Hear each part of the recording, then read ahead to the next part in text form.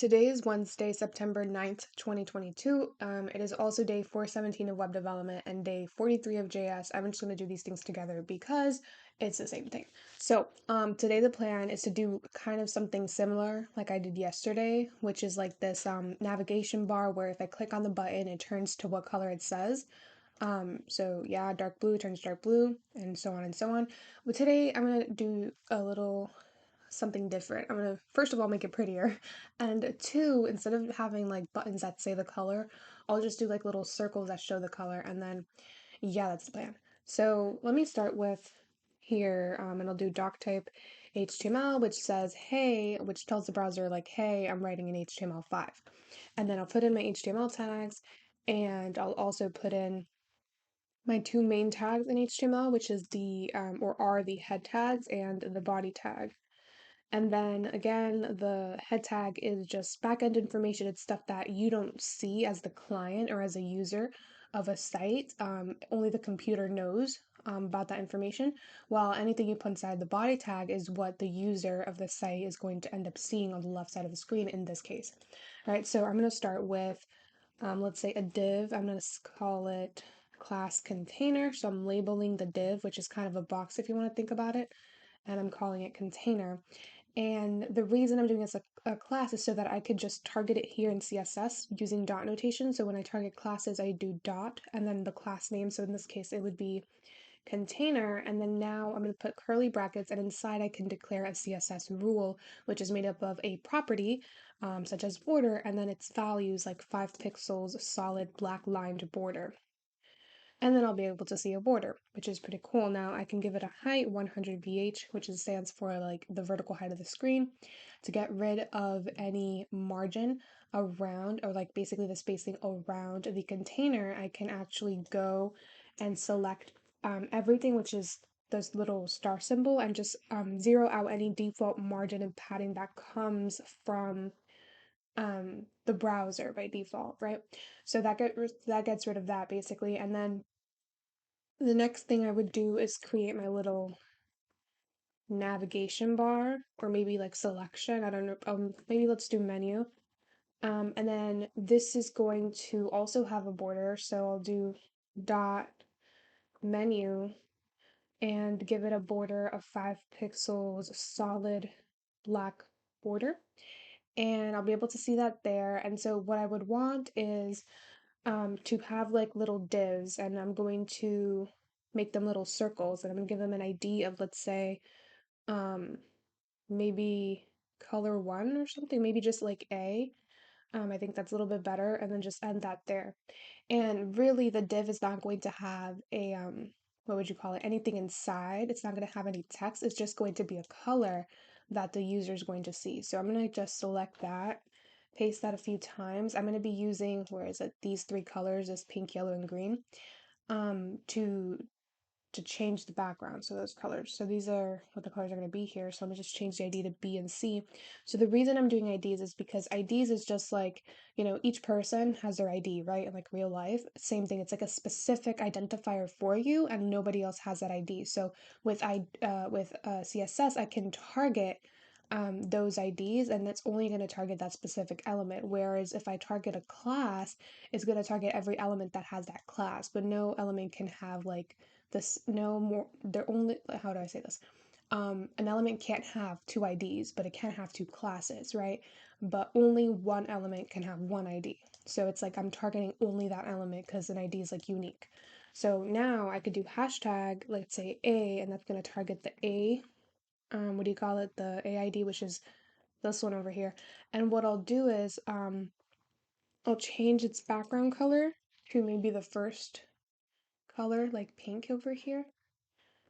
Paste that in there, and then you'll notice that I don't see anything. And that's because right now it's just a div with no height or width. And so what I'll do is I'm going to give it a class actually of, let's say, color, because I'm actually going to do the same thing for the rest of them. I'm going to give them the same width and height. So now I can say dot color, or maybe circle would have been better.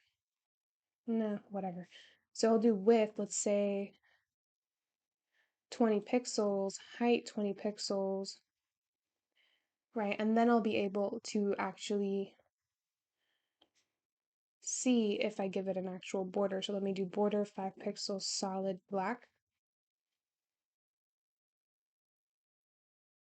right? And there I can see them. And then the reason why, let's see, the reason why I'm not seeing circles right now is because it's not a circle, it's just by default a box. So I would have to do border radius and set it to 50% so that it's a circle. So that fixes that issue there. And then and maybe just bring this, whoops, I'm trying to bring these two lines up here downwards and see why it's not working. So let me see, let me do that again. So if I do background and change that to black, it would work. So I guess I think I maybe just got the wrong hex code. So let me do that again. Hashtag, paste that in there. There we go. Beautiful. Okay, so that's going to be the first color. The second color is going to be this yellow one over here. So I'll do hashtag B, which is the second one, and I'll just give it a background CSS property and set it to the value of that hex code. And then I'll do the same thing for C. So I'll do hashtag C. So again, I'm only targeting the element that has the C ID, which is the last one. And I'm gonna get this green one and give it again the background and paste the hex code in there. All right, and then let me real quick just set up the background for the actual page itself.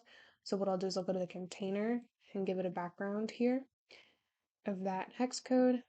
All right, beautiful. And then now what I'll do is go to the border and just make it, actually I don't even need a border honestly. Let me see, would that be better? Okay, so then at this point, what I would do is if I know that my div, let's say, is inside a menu, what I would do is I will target the menu and I'll make sure that instead of it being like with 100% of the screen, maybe I'll do 10% of the screen. And then I'll give it a height um, of 100% and see if that would work. Beautiful. And I don't really think it needs to be 100%, so maybe let me try to think right now. 200 pixels. Okay, and then I would give it a display of flex so that I could do a few things here.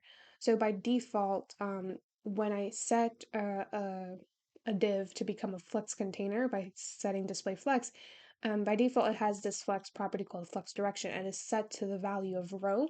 So that's why all of the flex items, which are anything inside the flex container, which in this case would be the circles are now in the same row, but I would want them to go back to how they were and be in the same column, right? And then to give it some gap, I would do like a gap of maybe 2 EM so that there's some spacing in between those colors and maybe not that much. So 1 EM is equivalent to 16 pixels, by the way. And then at this point, I would actually go to, let's say, the border, or not the border, where the colors, maybe make these a little bit bigger. So something like 30 pixels, 30 pixels. Okay. And then I would do, let's say, justify content center so that the circles move to the right towards the center or not, move down, I guess. And then align items center would, I guess, move them to the right. Beautiful. So justify content and align items just work together to center items, flex items within a flex container. So that's what it's looking like so far. And then you know what? Maybe what I'll do is I'll keep it. I'll go and give. I'm trying to think. How would I want to do this? Maybe I would want to give this a background color of something like maybe a darker shade of, or maybe just this color over here. Hashtag, paste that in there, right? And then I would do a border radius of like, let's say 40 pixels. So it's round. And then definitely make that so much more thinner than it is right now. So let's do 4, maybe 5 pixels. Okay, and then let's see. I would want the menu itself to be at the center of the page. So that's like the container. So display flex. So now what I would do is justify content center so that it goes down like the menu, the navigation bar. Why does it keep doing that? Oh, I'm so dumb. I'm like having things opposite today. Line item says that. So justify content moves things horizontally, align items moves things vertically. So that's how kind of like how I want it, but what I could do is give the menu maybe a margin left of let's say 40 pixels, or maybe that's too much, 20 pixels. Okay, that's looking good. And then get rid of the border for the menu because I don't need that. And then maybe make the colors 25 width and height. All right, so I think that's good. And then what I'll do is maybe just kind of play around with justify content. I could do space. No, not this one. It's going to be align items, and then I could do space around. Oh,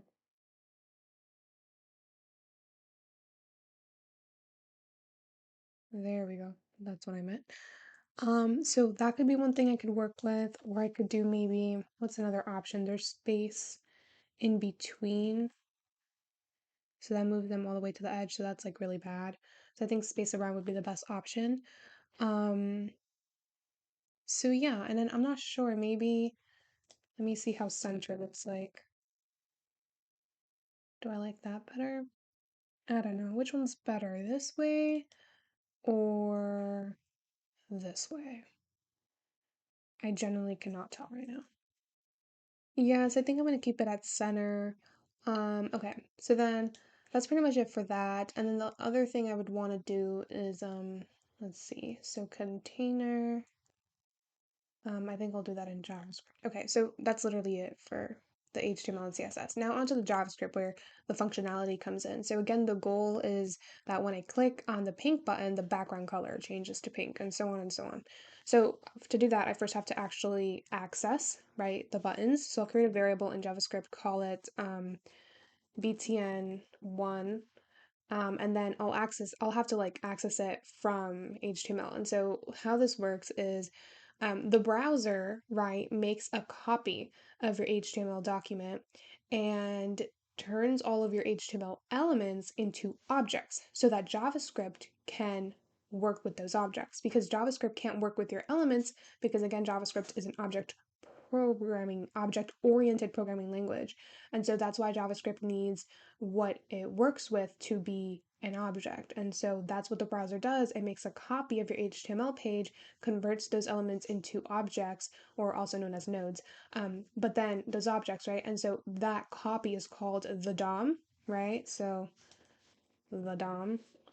It stands for Document Object Model. So again, objects. So it's the object model of your document, of your HTML document. And then in JavaScript, the way to access this is by saying document, right? And then you can use some functions. So for me, I'm going to do get element by ID, and that's a function that it's in the name, it gets the element by the ID. So whatever ID you put in here, like in your HTML, so for me, I would use the ID of A to select the first button because that's the ID I gave it. So I'll do A, and what this is going to return is the first button, the pink one, right? And I'll do this for the rest of them. So again, I'll create a variable, call it btn2, access the DOM, and then use a function get element by ID to access the element by its ID. So that would be B in this case. And then now I'm just going to copy and paste. So I'll change it to btn3 now, and then I'll do C. All right, so now I have all my buttons. And then the next thing I would want to access is the container, right? Because that is what has the background color right now. So to access that, I'll do var, label it, let's say container, and then I'll access the DOM, and then I'll use a function get. Actually, in this case, the container has a class. It doesn't have an ID or whatever. So what I would want to do is there is a function called get element by class name, but it's no, I don't have time for that. Like with that function, you just have to like use a for loop, and it's not that bad, but it's just not ideal for this practice. So I'm just going to call this ID container. Because again, with that function, you would have to like use a for loop because that function returns an array of items and not just one item. So you would have to iterate over that array in order to make changes to those, what do you call them, items, even if it's just one of them. Like it still puts it in an array, which is annoying. So um, yeah, so I'll do get element by ID and then write container. And now I have pretty much everything that I want to change or to work with in JavaScript. And hopefully I spelled everything right. If I didn't, I'll probably know that in a few seconds when things don't work. All right, so the first thing I would want to do is create a function. I'm going to call this on btn1 click. So basically when I click on btn1, so button 1, I want the following function to happen. And so in here, I'm going to write what I want to happen. So in this case, I would just want the container, so target the container, and then I want to target the style, the CSS of the container. And then I want to target the property, in this case, it's the background, and set that equal to a new color. So in this case, when I press on the pink button, I want it to be, I want the container to be equal to that color. So again, that's this color over here. Let me see, where's my stuff? Okay, and just paste that in there, make sure there's a hashtag in there. Beautiful. Now, if I go and click on the button, oh wait, nothing happens. That's because we haven't told JavaScript how we want to run or how we want to have the function be called. So to do that, I'll actually have to access the button 1, right? btn1, or probably should have done btn A. Would that have been better? A, B, and C, just so things are consistent. So let me change this to button A click. What else should I change? Okay, here. All right, now so things are consistent, this is what I'm going to do.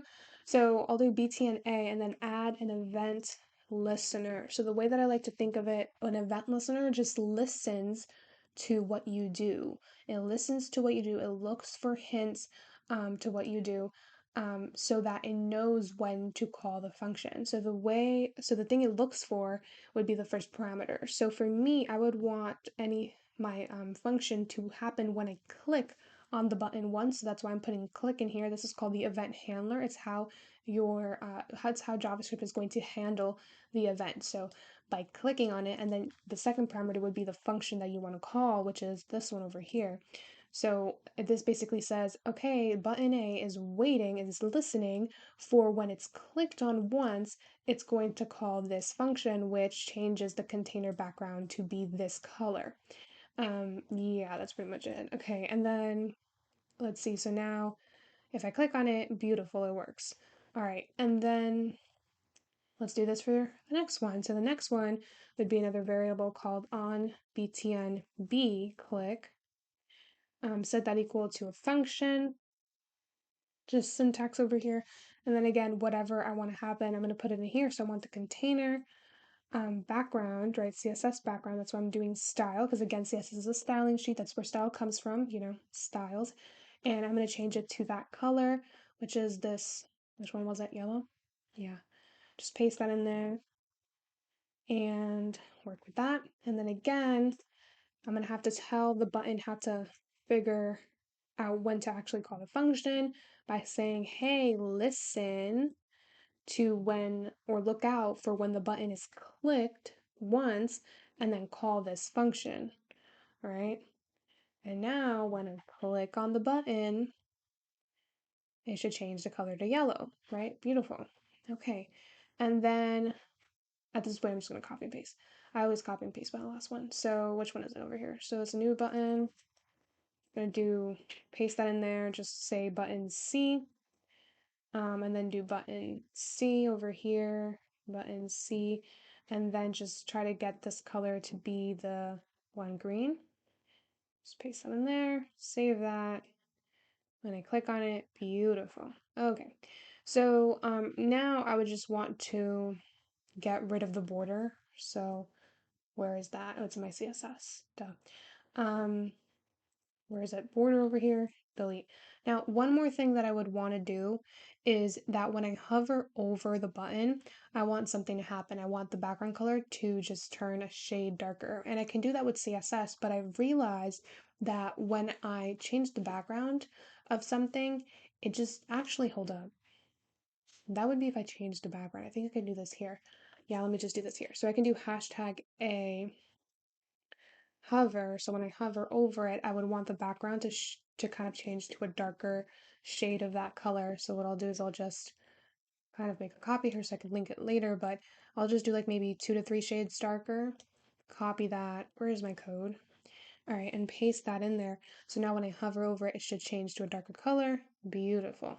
And then let me do the same thing for the rest of them here.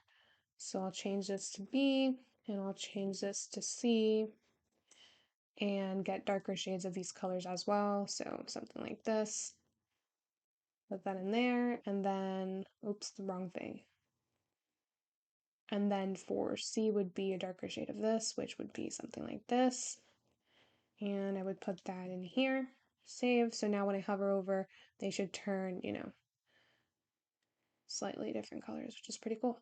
Okay, and so when I click on them, things happen, and that's pretty much it for today. Let me open it up in debug mode and see how it looks like there. No, it's way bigger, but that's fine. Um, yeah, that's pretty much it. I just can't stop playing around with it. It's like really cute. But yeah, I'm gonna go now. Bye.